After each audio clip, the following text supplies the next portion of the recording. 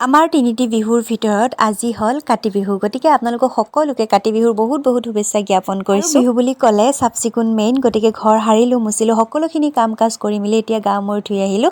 তাৰপিছতে এয়া পাকঘৰলৈ গ'লোঁ, গৈ পেলাই ভাতটোও বনালোঁ আৰু লগতে গুড়া অকণমানো খুন্দি ল'লোঁ।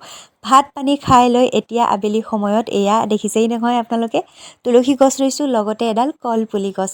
নতুন ঘৰখনত আহি পেলাই এটা নতুন নিয়ম শিকিছোঁ যে ইয়াতে কলপুলিও ৰোৱা হয়। আমাৰ সিটো চাইডে কিন্তু কলপুলি ৰোৱা নহয়। এতিয়া আহিলোঁ বাৰীৰ পিছফালে এগছি বন্তি জ্বলাবলৈ। আৰু কাতি বিহুত পথাৰত কিয় চাকি জ্বলোৱা হয় সেইটো আপোনালোকক হয়তো নকলেও হ'ব। আৰু আহি পেলাই এয়া দেখিলেই নহয়, হালধি দিয়া পিঠা। কাতি বিহুত আমাৰ সিটো চাইডে নিয়ম আছে, কিন্তু নতুন ঘৰখনত এনেকুৱা ধৰণৰ নিয়ম নাই। কিন্তু মই ঘৰত যিহেতুকে প্ৰত্যেক বছৰে খাই আহিছোঁ হালধি দিয়া পিঠা কাতি বিহুৰ দিনাখন, গতিকে আজি মই নিজে বনাইছোঁ। আৰু এয়া দেখিছে নহয়, সেইবোৰত লাগি থাকোঁতে হাঁহকেইটা নিবলৈই পাহৰিছিলোঁ। হাঁহকেইটা এৰি দিলোঁ, তাৰপিছতে এয়া ঘৰৰ চাৰিওফালে চাকি জ্বলালোঁ। তাৰপিছতে আহিলোঁ আমি মন্দিৰলৈ। মন্দিৰত আহি পেলাই আমি ধুনীয়াকৈ চাকি বন্তি জ্বলালোঁ আৰু ইয়াতে গোটেই গাঁৱৰ ৰাইজে মন্দিৰলৈ আহি পেলাই ধুনীয়াকৈ চাকি বন্তি জ্বলাই আৰু শৰাই দিয়ে। আৰু এয়া দেখিছে নহয়, আমাৰ মানুহ আহিছে। আৰু এতিয়া মিণ্টুবাই হেনো অকণমান নাম গায়, গতিকে আপোনালোককো শুনাওঁ ৰ'ব।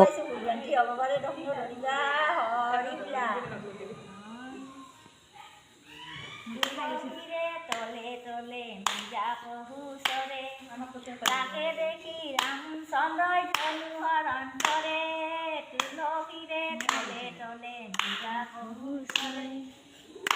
অ হৰি নামৰ জয়, অ নকৰিবা ভয়, অ হৰি নামৰ বেলা, অ নকৰিবা হেলা। প্ৰভু শ্ৰীকৃষ্ণ মানে আজি কাতি বিহু উপলক্ষে ইয়াতে 113 গছি বন্তি জ্বলাই অলপমান নাম কীৰ্তন কৰিছোঁ। মানে আমাৰ লগতে জুবিনদাৰো মানে